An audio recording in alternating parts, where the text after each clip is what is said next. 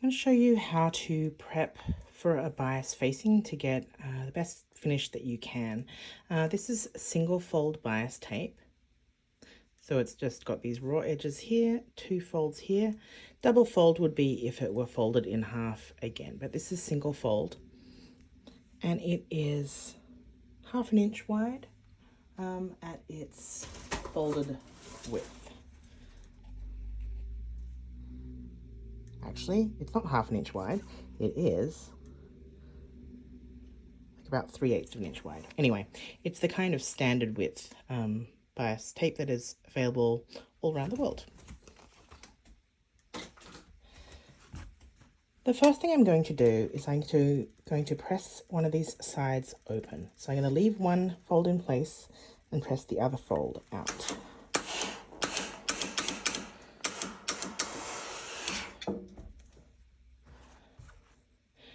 This just needs to be about the length of your neckline. So I always do a bit more than I need.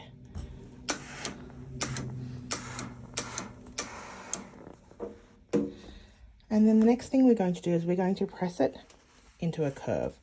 So the curve is going to have the folded side, the side that's still folded, is going to be the outside of the curve.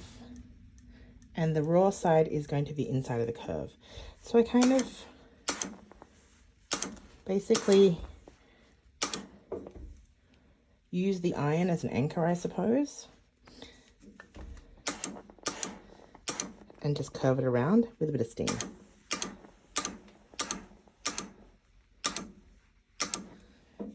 It's important to not put any puckers or tucks into it, and it doesn't really matter how much you curve it, the more the better.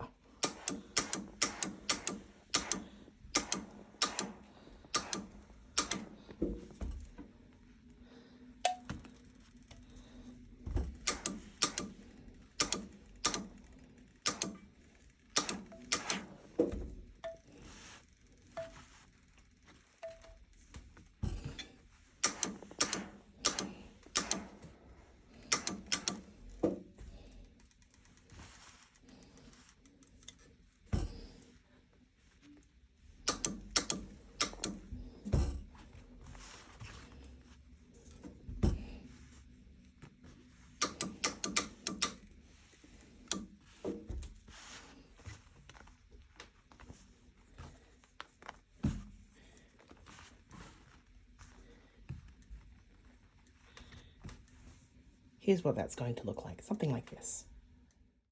Okay, now I'm going to show you how to apply a bias facing to a neckline. Now, this is something that can be a bit of a pain, but I'm just going to show you the way that I do it, and it usually results in a pretty good finish. I think that the biggest danger is the neckline getting stretched out. So I have my side seams and my center back seam sewn and pressed.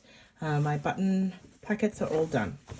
Now, I like to sew this without pins. I think you get a better finish because it prevents you from distorting the neckline too much.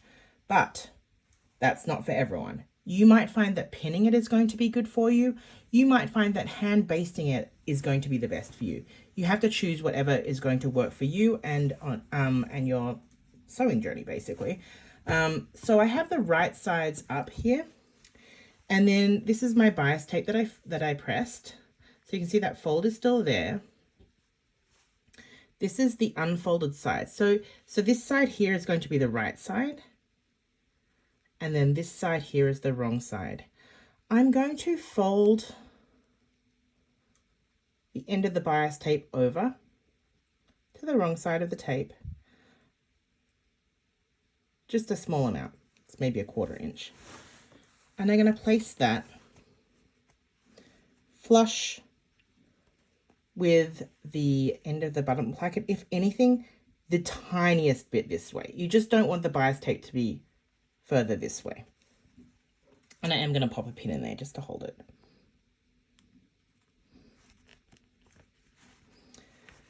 I'm going to sew the bias tape to the neckline right in this crease line. So this is where we unfolded the tape. So right in this crease line.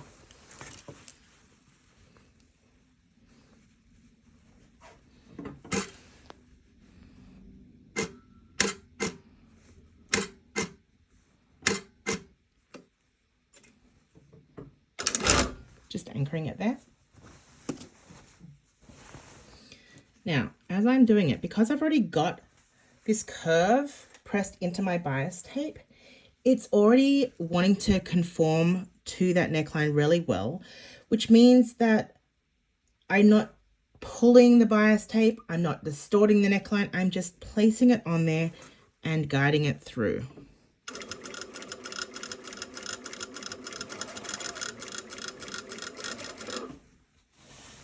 Okay, just go slowly.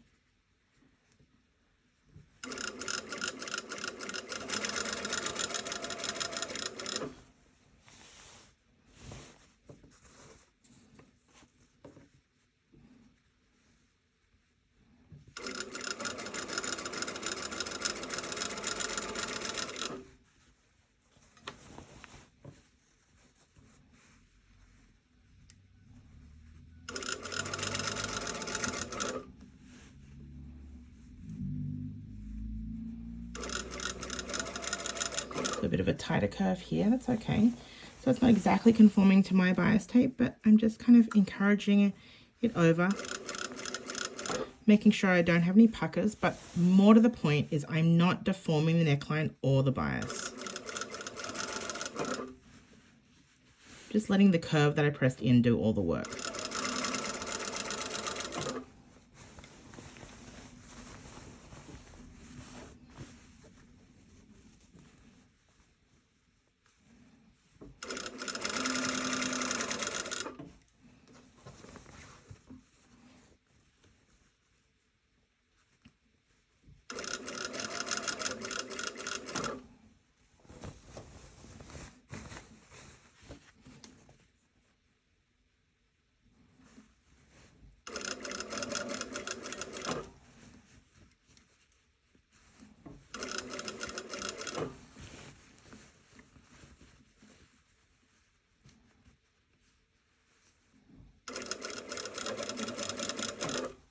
Doing a little bit at a time.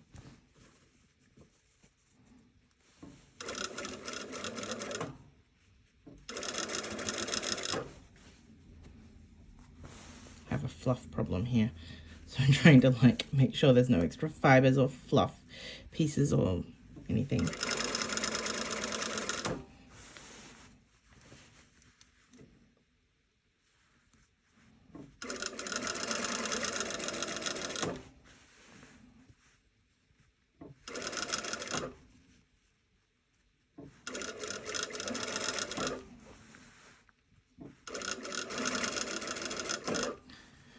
Okay, I'm getting to the end. Just going to stop a little bit short for now. I'm going to cut off my bias tape a little bit long. And I'm going to fold it just like I did on the other side. Okay.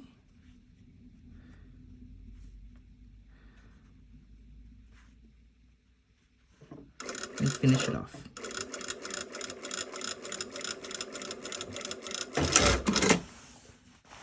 Okay. Now this is very thin shirting. I don't need to grade this. If I were using a thicker linen, for example, then I may choose to grade some of this bias tape back, but I'm not going to. The next step is to understitch this. Just a close-up of how this works at the ends is it's just folded over, and then when it gets folded to the wrong side, that will just create a neat fold there. Okay, now I'm going to clip the curve. I'm going to clip from the wrong side, and that is because if I accidentally clip into the front of my shirt, I'm going to really sad. And it's easier to take the bias tape off if I make a little accidental snip into that. I'm going to use some embroidery scissors, and I'm going to clip this inside curve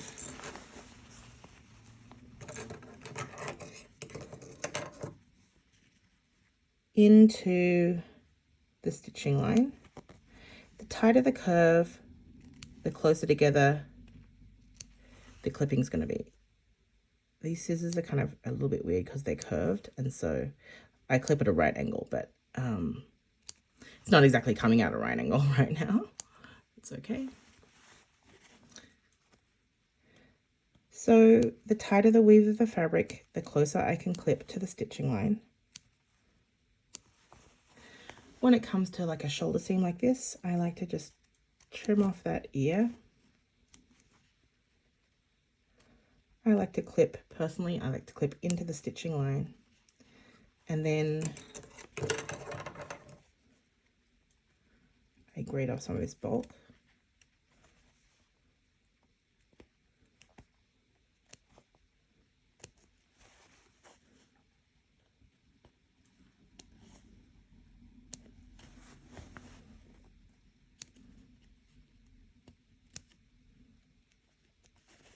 This is the center back seam, so I'm going to do the same thing.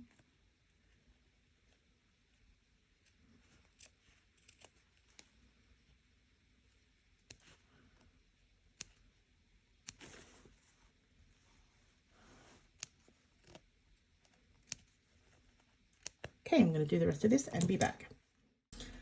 So here's that neckline edge. This is the right side of the fabric. Remember, I sewed the bias tape on right sides together. The next thing we need to do is understitch, and we always understitch before we press. So the understitching is just going to sew that the seam allowances to the bias tape.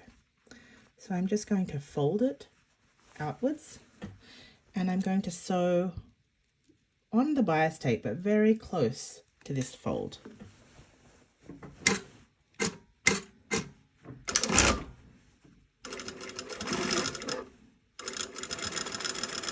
So I can feel with my fingers. On this side, I shouldn't really feel any bulk because all of the seam allowances are this way. This fabric is also a little bit translucent, so I can see if I'm accidentally have some of the seam allowance flipped to the wrong side. Understitching is honestly the best thing you can do to level up your sewing. It just creates a nice, clean, crisp edge before you do pressing. So yeah, so understitching and pressing I think is the best thing you can do, honestly.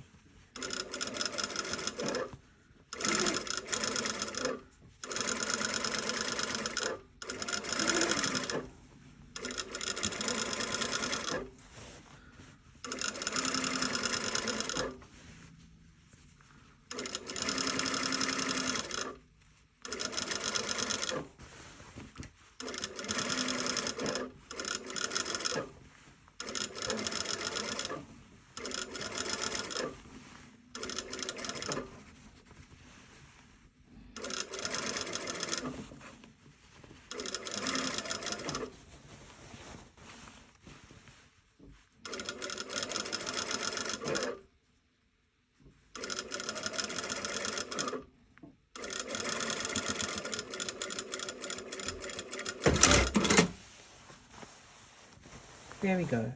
That is now understitched neatly. The next thing is that we are going to press it into a facing. So on the right side, won't see any of that bias binding. And on the wrong side, we'll just have a neat bias tape there. So I'm going to press it and be back. Okay, I've pressed the bias facing to the wrong side. On the right side, you can see it's very clean finished. So to finish this off, all we're going to do is top stitch it down. If I can find the end, here we go. Right, so I'm going to do that from the wrong side. Again, I'm being really sure not to like deform that edge at all. Okay, so on the right side, remember you can't see any of the bias tape.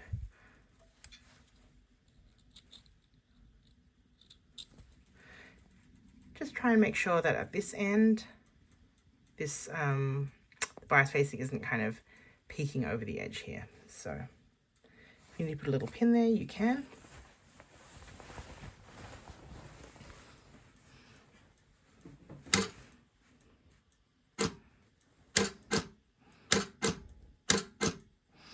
So again, I'm just running this side of my presser foot along that folded edge.